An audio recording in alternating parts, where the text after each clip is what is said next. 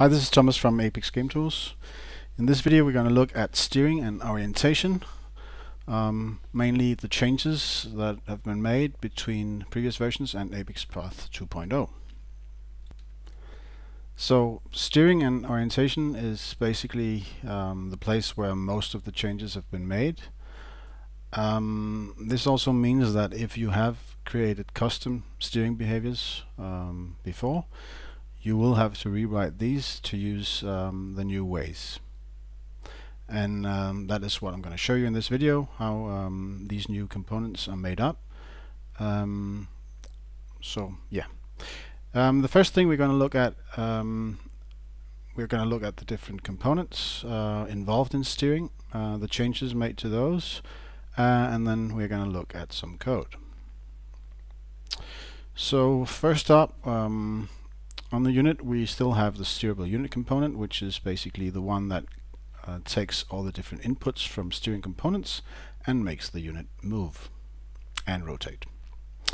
As you can see, it has changed somewhat. It only has a few properties, so that in itself is a rather simple component. But as you can see, gravity has moved onto this component instead of the rigid body. So by default, units no longer use gravity, the physics gravity of Unity. They use this gravity on the steerable unit component. So you can change the gravity setting here if you want to change it to something else. The reason we made this change is to better support different levels of geometry, moving up and down stairs and so forth, where the usual gravity is basically working against that. So yeah, that's the steerable unit component. Not much more to say about that. And then we have the other steering components. By default, there's just the one, steer for path. And possibly you also have the local avoidance attached to your units, which is still there in Apex Path 2.0, although it is still just basic avoidance. Obviously, to have actual avoidance and other steering behaviors, you would need Apex Steer, or you could write your own. So there has been a few changes to steering components in general. As you can see, they now have a priority. The reason this is that we are using a rather simple subsumption model, which means that steering components with a higher priority will get the first stab at giving output, and if they do give output, then the ones with the similar priority or same priority will be the only ones that will have output for that frame. And we will get back to that and see that in action in a sec. So as you can also see, the steer for path component has been simplified a lot. This is not to say that all those settings are gone. They're not. They've just been moved to other components. So everything that has to do with pathfinding has been moved to its own component that you can see down here. Path options, we can also expand it so you can see it real quick. It basically has all the different stuff that steer for path had previously, but it has now factored out to its own component because this is basically something that all locomotion components would need to know if they need to move the unit via the pathfinder. Now in Apex Path we still only have steer for path that uses this, but other packages will add other components. Now next one here, you have a component called steer to align with velocity. This replaces the turnable unit component in previous versions. Basically does the same thing. It turns the unit to, in this case, face the velocity of the unit, but you can write your own additional orientation behaviors, which we'll also get into, to align the unit with whatever you want. And that is basically it for the steering components that are already included. So what we're going to do now is we're going to look at how you can implement some example components. As you can see down here, I have a few components attached. They are just not enabled yet, and we'll just see some code before we actually see them in action. But before we get into the code, let's just look at what we want to do. So I basically have two units in my scene. I have a hunter, the orange one, and I have a hunted, which is the green one. And now we want to implement a simple steering behavior that basically has the hunted unit avoid the hunter unit in a basic way.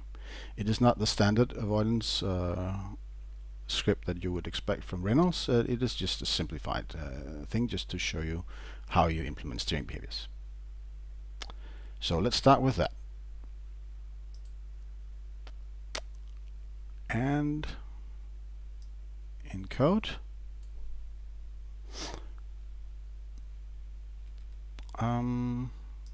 start with the example steering.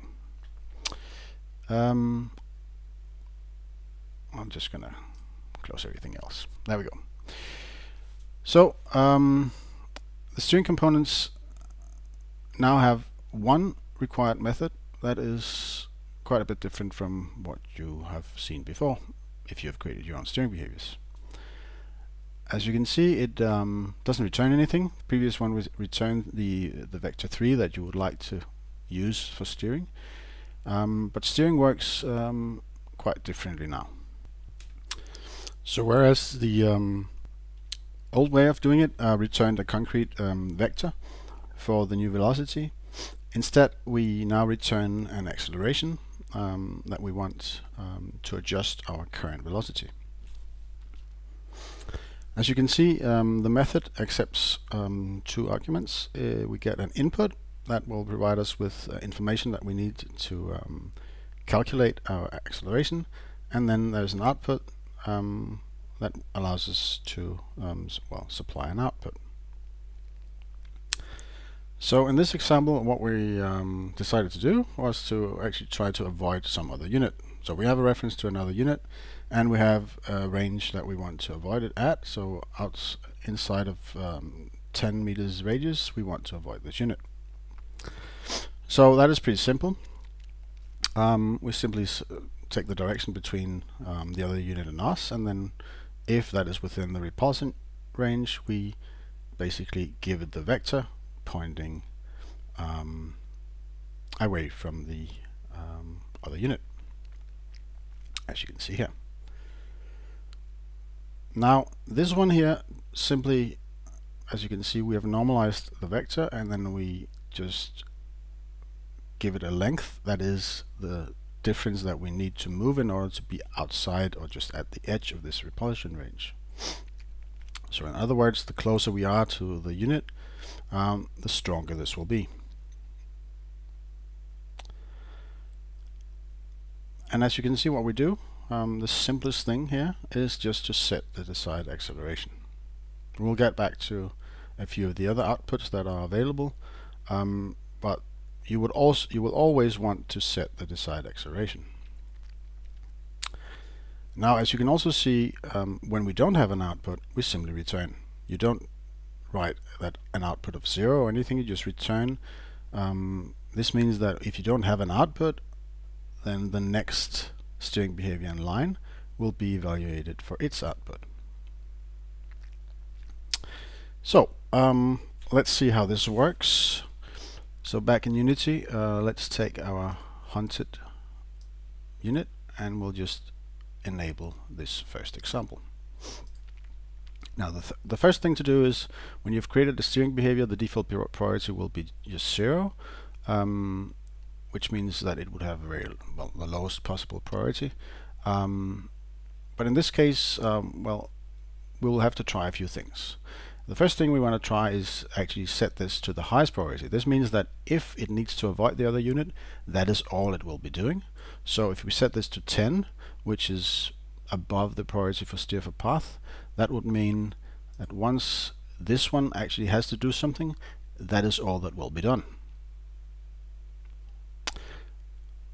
Next up, we will just set the difference. I've already done that. So we have the hunter as the unit we want to avoid, and we have a repulsion range.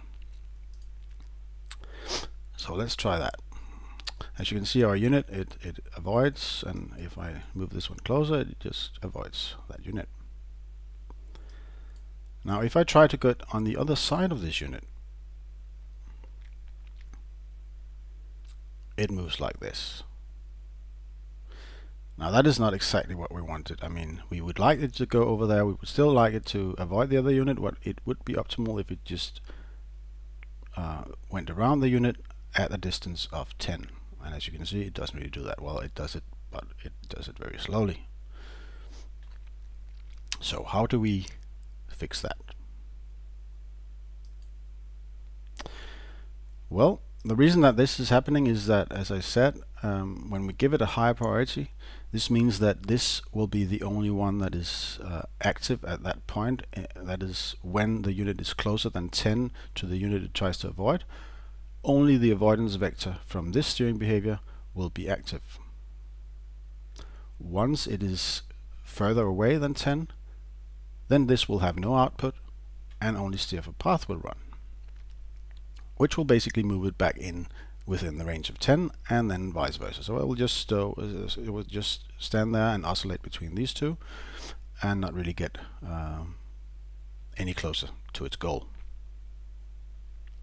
So there are a few things we can do. I mean, in this particular case, it is perfectly viable to have a high priority for some avoidance behaviors, but they would just need to be a bit more advanced than the one we've just made.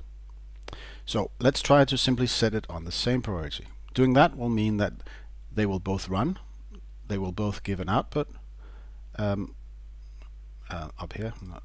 So they both have 6, so they will both give an output. So the output of the two will be combined, and they will both have an impact on how the unit moves.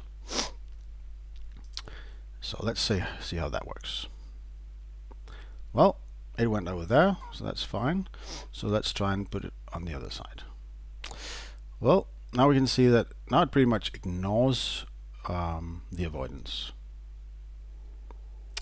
And the reason it's doing that is, as we saw in the code, this desired acceleration is actually quite low. It is just the difference between where it should be and where it is, which is quite a low acceleration. Now remember, this is an acceleration, not the desired end result.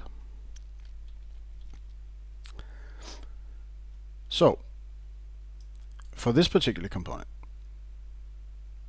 one way to use it is to solve it is to basically just crank up the weight. So let's put that to 10. So now it will actually be at a weight of 10, and this one is at a weight of 1. So it will have 10 times the impact of steer for path. So now if I move it over there, well, it is slightly better, I guess.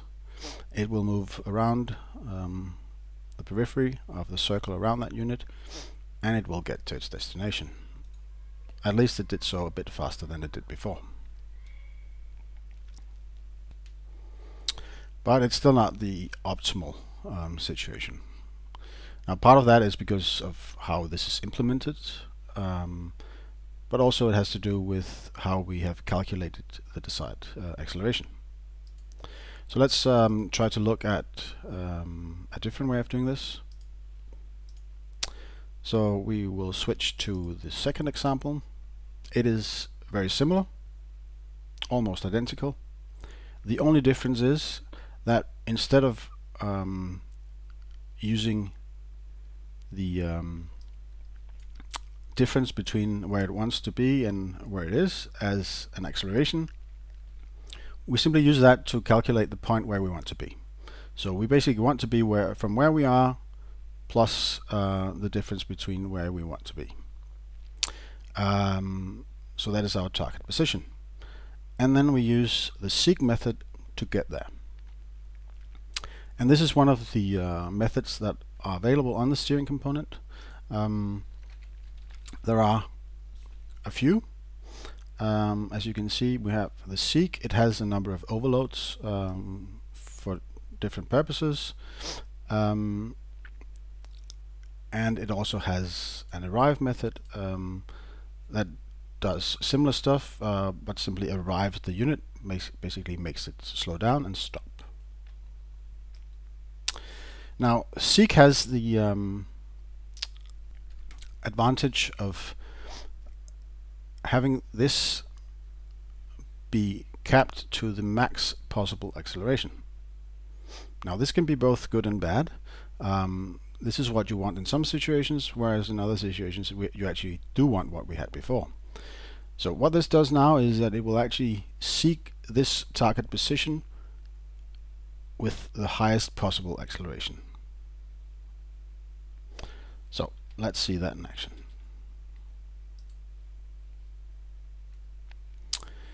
So we're just gonna, well, we're gonna try this again. So we're gonna set it at 10, enable that, and then we're gonna start that to see how that works. Now we will have the same problem as before. Not quite as bad, but still. So we can do the same thing here. We can set it at the same priority as the steer for path component, so that they both have an input. And then we can try it again. And then it will, well, it's not perfect, but as you can see, it will move around the periphery, and it will not need to have this weight increased to anything, because it actually tries to move there with as much acceleration as it can. But there is a bit of oscillation back and forth here, again, due to the way this is implemented.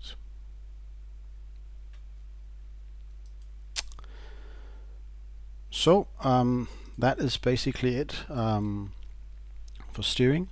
So when you need to change how your current custom steering behaviors work, you basically need to instead implement this method, and then you need to think acceleration instead of a final vector. But usually that acceleration is simply that vector that you already calculated, but just calculate a point that you want to move to, and then you will seek that point. So moving on, the next point has to do with orientation. As mentioned, we already have this orientation aligned with velocity, so that the unit actually points in the way it moves.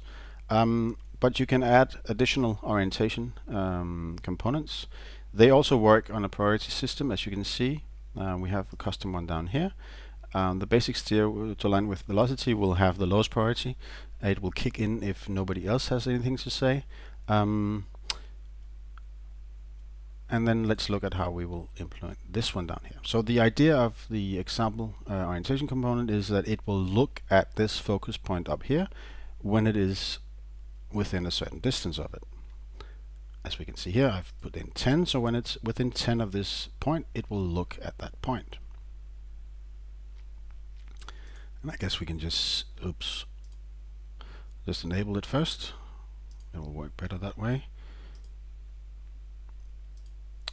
See it first before we see some code. So if I take my unit and I basically move it up here, as you can see, it looks in the direction of its movement until it gets within range of that fixation point, and then it will get back onto its heading once it's past that. So the way to implement these quite similar to the steering. Instead of deriving from steering component, you just derive from orientation component instead, and you have a method called getOrientation. Now it takes the same input and output. Well, it's a different kind of output, but you get the same in the input. Now we didn't actually look at the input just before, so we'll just look at that here in a second. So what we do here is basically just the orientation is between the unit and the focus point. If that is outside of the proximity radius, it will just do nothing. If it is inside, it will actually have an output, and by that since it is prioritized higher than the other one, it will actually take precedence, and the unit will turn towards this direction. As you can see, it's quite simple. You simply give it a desired orientation, and then you give it a desired angular acceleration. That is, how fast should it turn towards that point. And the easiest way to obtain that is to simply call this method that is part of the orientation component. That you will just pass it the target orientation normalized with the input. That's pretty much it. Now let's just have a quick look at the input class so that you know what you have to work with. Most of it is well, pretty simple and pretty straightforward. As you can see, you can get a reference to all the different velocities at work. At this point we have just one angular speed, that is the current, how fast is it currently turning. And then we also have the other speeds that has to do with velocity, that is mainly for use for the movement part, for the steering components. The full velocity is, well, the full velocity of the unit including gravity. Planar velocity is the unit's velocity in xz, in the xz plane, and spatial velocity is the unit's velocity in all the planes, or sorry, all the directions, but not including gravity. Then we have desired speed and desired angular speed. These are the settings that how fast can the unit move. These are the ones that are set on the speed components, for instance the humanoid speed component. This is used again to control how fast the unit can move and cap values to that. Now mainly this is used in the steer by unit component, but you can use it for other purposes if you wish. You have gravity, you have max acceleration, and so forth. So you basically you should have enough to calculate your desired steering. And then finally you have the unit. This is the unit facade that has been covered in another video. So from here you can access all the different properties on the unit. Alright. Now I mentioned that I would also cover the output, and I forgot about that. So let's see on this one. This is quite simple. The orientation output actually just has these two that we're already using: desired orientation, desired angular acceleration, and that's it. Has output down here is just a getter that is used to determine whether, well, an output was produced by this component. This is set automatically, you don't have to worry about that. Now if we just quickly go back to this and look at the output here, this has a few more options. Desired acceleration is required if you have an acceleration, but we also have this max allowed speed. This allows you to change the max allowed speed. Now normally that would be gotten from the speed component, humanoid speed component for instance, but it would be the desired speed. So if the unit is currently walking and its walk speed is 6, then the desired speed and the max allowed speed would be 6. Now you may want to have some steering behaviors that allows the units to actually catch up, so that you can use this max allowed speed to allow them to well, while they are in this steering behavior, they are allowed to have a higher speed than normal. This will allow them to catch up to other units, for instance. We also have an override gravity setting. This will do what it says, and you have a pause option. This is mainly used for portals that will pause the execution. Basically, yeah, it pauses steering until somebody sets this to false. And finally we have a vertical force. This enables you to actually supply a vertical force in addition to the desired acceleration, or just only that vertical force, basically allowing you to force movement in the vertical plane. And that is it for steering. I hope this made sense. See you in the next video.